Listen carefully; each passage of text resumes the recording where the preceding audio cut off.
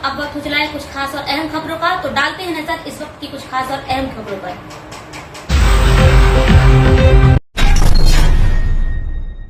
झांसी के गरौठा मऊरानीपुर मार्ग पर निमगहा स्टैंड पर गुमटी में गैस सिलेंडर फट जाने से अफरा तफरी मच गई।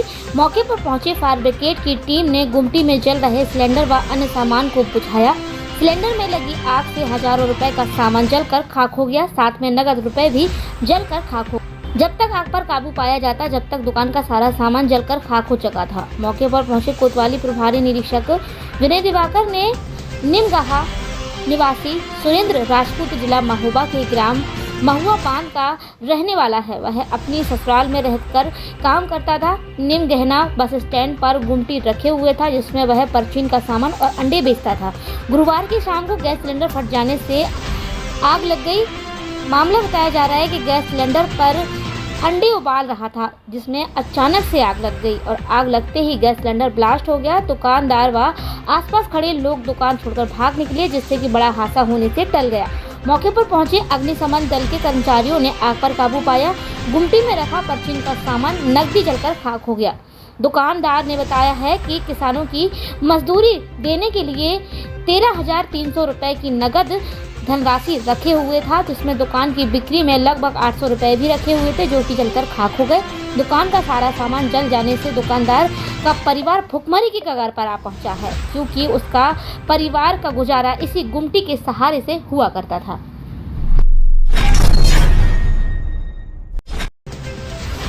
झांसी में माल गोदाम में सुबह तड़के एक अधेड़ व्यक्ति का शव मिला।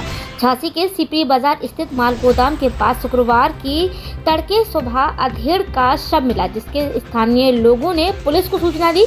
मौके पर पहुंची पुलिस जांच में जुट गई। दरअसल प्रेमनगर थाना क्षेत्र के अंतर्गत आने वाले सिपरी बाजार माल गोदाम के सामने एक अज्ञात शव से मिलने से सूचना पर पहुंची पुलिस ने मौके पर पहुंची और इसके बाद स्थानीय लोगों से पूछताछ करने लगी। किसी प्रकार परिवार से संपर्क साधा।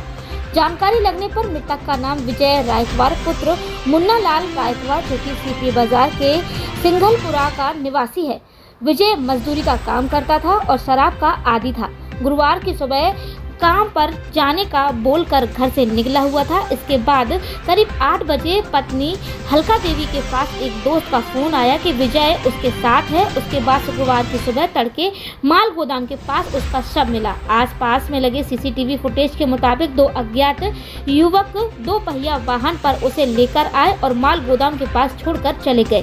इसके बाद स्थानीय लोगों के द्वारा पुलिस को सूचना दी गई।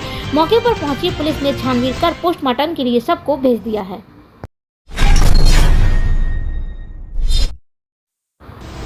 सफाई के दावे तोड़ रहे दम, नाले में फंसी गंदगी से लोग हो रहे गंभीर बीमारी का शिकार।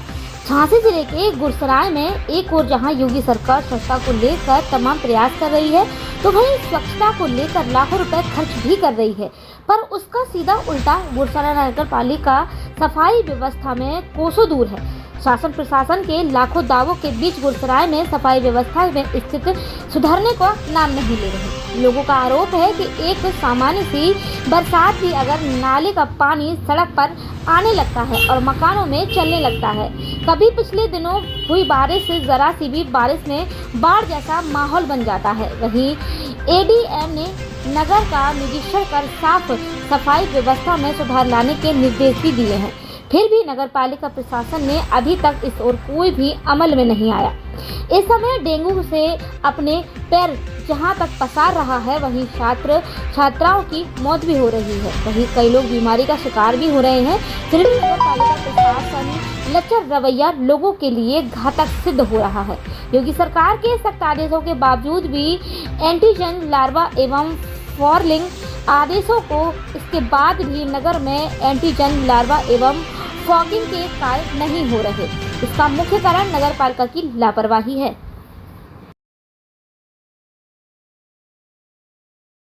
क्या नाम है आपका? गंगाराम प्रजापति। किस वार्ड के निवासी हैं? Ward number 21। जी बताएं क्या समस्या है? समस्या सुबह हम लोगों ने सब मोहल्ला वासियों ने मिलके एक गाय को निकाला था। ठीक है, सुबह निकाल दिया था हम लोगों ने और दोबारा से शाम को फिर से गिर गई है जी। अब कोई निकालने की तैयार नहीं, क्योंकि लगे सब चले गए अपने खेत पे, कोई काम करने के लिए गया और कोई सब डली है बस गाय। क्या चाहते हैं आप? चाहते क्या है प्रशासन बिल्कुल पट किया जाए। नाला का पटा होता तो ये समस्या ही नहीं होती, नाला कोई पटवाता ही नहीं है। हम लोग बस यही तो मेन मुद्दा था, चुनाव का ही मेन मुद्दा यही था कि सबसे पहले यही नाला बनेगा। नाला बना ही नहीं अभी तक, पेंडिंग में डला सारा काम। गंदगी आप देख लो।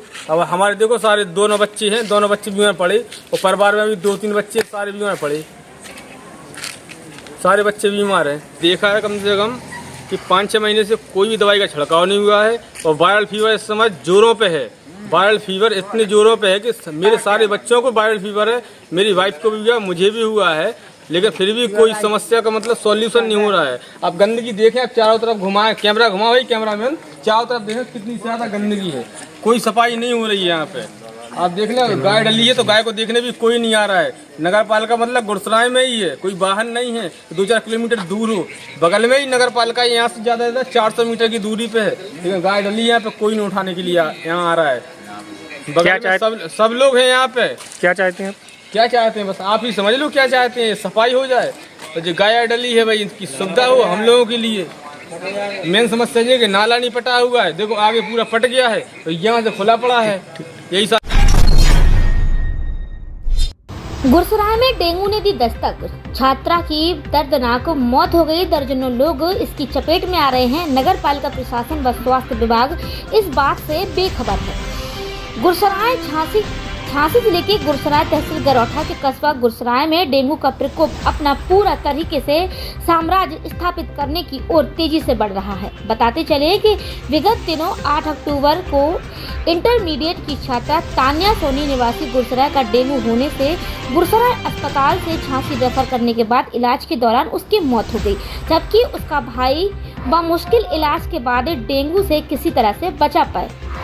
यह सब डेंगू के मरीज गुरसराय नगर के वार्ड नंबर 25 धनाई तालाब में इर्द गिर्द भारी गंदगी का अंबार लगे होने से हो रहा है, जिससे कि वार्ड नंबर 25 से प्रशांत पटवा और उनका पुत्र बुरी तरह से डेंगू की चपेट में आ गया। हालत इतनी गंभीर होने पर झांसी मेडिकल कॉलेज भेजा गया, लेकिन नगर पालिका परिषद और स्वास्थ्य विभाग के अधिकारी इस ओर कोई भी ध्यान नहीं दे रहे और लापरवाही का खामियाजा आज आम जनता को अपनी जान की कुर्बानी देकर चुकाना पड़ रहा है। कस्बे के लोगों ने इस संबंध में जिला प्रशासन से जल्द कार्रवाई की मांग की है।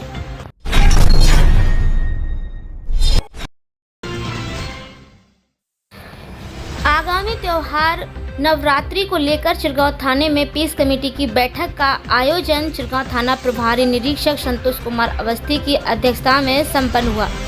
मीटिंग में चिरगांव के गणमान्य लोग उपस्थित रहे। साथ ही मीटिंग में समझाया गया कि लोगों को लाउडस्पीकर का ज़्यादा प्रयोग नहीं करना है, सुरक्षा व्यवस्था का पूरा ध्यान रखा जाएगा, पुलिस की चप्पे चप्पे पर निगरानी रहेगी। साथ ही अगर कोई भी संदिग्ध व्यक्ति पाया जाएगा तो उसके खिलाफ कानूनी कार्रवाई की जाएगी। जो लोग पहले से नवदुर्गा में मां की प्रतिमा जहां जहां रखते थे वैसे ही रखी जाएंगी, कोई भी नया कुछ नहीं करेगा। साथ ही डीजे का भी प्रयोग ज़्यादा नहीं किया जाएगा, लाउडली डीजे नहीं बजाया जाएगा। शांतिपूर्ण तरीके से नवरात्रि का त्यौहार मनाने के लिए चिरगांव थाना प्रभारी निरीक्षक ने कहा कि नगर पालिका को भी दिशा निर्देश दिए गए कि नगर पालिका की ओर से सफाई भी चारों तरफ बनाई रखी जाए। इसमें जो जानवर घूम रहे हैं उनको पूजा करने आने जाने वाले लोगों को किसी भी तरीके की कोई परेशानी ना हो। इसके साथ ही चिरगांव थाना प्रभारी ने लोगों को जानकारियां दी कि किस तरह से लोगों के साथ साइबर अपराध बढ़ता जा रहा है। लोग बिना सोचे समझे अपने फ़ोन के माध्यम से किसी को भी OTP नंबर बता देते हैं, जिसके द्वारा उनके साथ साइबर अपराध जैसी घटनाएँ घट जाती हैं और लोगों के अकाउंट खाली हो जाते हैं। कभी कभी लोग फ़ोन के माध्यम से लोगों को ब्लैकमेल भी करते हैं और पैसा ऐंठने की कोशिश भी करते हैं। इस तरह के साइबर अपराध से बचें और अपने फ़ोन पर जो भी एप्लीकेशन आप चला रहे हैं उनको बड़ी सावधानी पूर्वक चलाएं। इस बैठक में चिरगांव थाना प्रभारी निरीक्षक माय पुलिस बल भी साथ रहा और नगर पालिका चिरगांव से अधिशासी अधिकारी अब्दुल कुमार भारती, चिरगांव से गणमान्य लोग और पत्रकार साथी बैठक में उपस्थित रहे। नवरात्र में देवी स्थापना का कार्यक्रम हो, दोनों ही कार्यक्रमों में आपस में तालमेल बना करके सौहार्दपूर्ण तरीके से कार्यक्रम को सकुशल संपन्न कराने में सहयोग करेंगे। साथ ही जो मूर्ति पूजा करेंगे तो उसमें बिजली का विशेष ध्यान रखेंगे, क्योंकि जो आप टेंट लगाएंगे, टेंट ज़्यादातर लोहे का ही पाइप होता है, उसी में आप तार लपेट देते हैं। तार कहीं रगड़ के घिस के अगर उसमें टच हो गया तो पूरे पंडाल में आग लगने का या करंट लगने का खतरा बना रहता है। तो हमको कार्यक्रम मनाना है, लेकिन कार्यक्रम मनाने से पहले सावधानी बरतनी है कि किसी के साथ कोई अनहोनी ना होने पाए, कोई कैजुअलिटी ना होने पाए, आग ना लगने पाए, किसी को करंट ना लगे। और इसके अलावा एकदम शासन के स्पष्ट आदेश है कि डीजे के द्वारा ध्वनि प्रदूषण नहीं करेंगे। कि पता लगा 11 बजे 12 बजे रात तक आप जागरण के नाम पर डीजे धान है बजा रहे हैं, वहाँ पर कोई बीमार है आपके पड़ोस में, उसको हार्ट की प्रॉब्लम है, किसी को और प्रॉब्लम है, तो डीजे पूरी तरह प्रतिबंधित है, चाहे विसर्जन के लिए जाए चाहे मूर्ति में वहाँ। और जब शाम को आपकी आरती हो जाती है, आरती के बाद आप लोग फिल्मी गाने लगा करके नाच गाना शुरू कर देते हैं, तो ये भी नहीं करना है। ये बात मूर्ति विसर्जक, मूर्ति के जो संचालक और संयोजक हैं, हमारी बात ध्यान से सुन रहे हैं, मूर्ति वाले सही है। देखना कि मतलब स्थापना के बाद शाम को आरती के बाद जो आप फिल्मी गाने बजाते हैं, तो एक तो ये नहीं बजाएंगे। धर्म के प्रति लोगों की आस्था है, लेकिन जब आप फिल्मी गाने बजाते हैं तो लोगों को निष्ठा आपके प्रति नहीं रहती, तब नाराजगी जाहिर करते, शिकायत करते। और रात्रि 10 बजे के बाद कोई लाउड स्पीकर, कोई डीजे, कोई ध्वनि प्रदूषण का कार्यक्रम नहीं होगा। अगर महिलाएं वहां पर ढोलक वगैरह के साथ गीत गाना चाहती हैं तो अपना आराम से भजन कीर्तन करें, उससे कोई इतराज नहीं। तो अभी फिलहाल खबरों में इतना ही। आगे हम फिर मिलते हैं छोटी बड़ी कुछ खास खबरों के साथ। तब तक के लिए नमस्कार।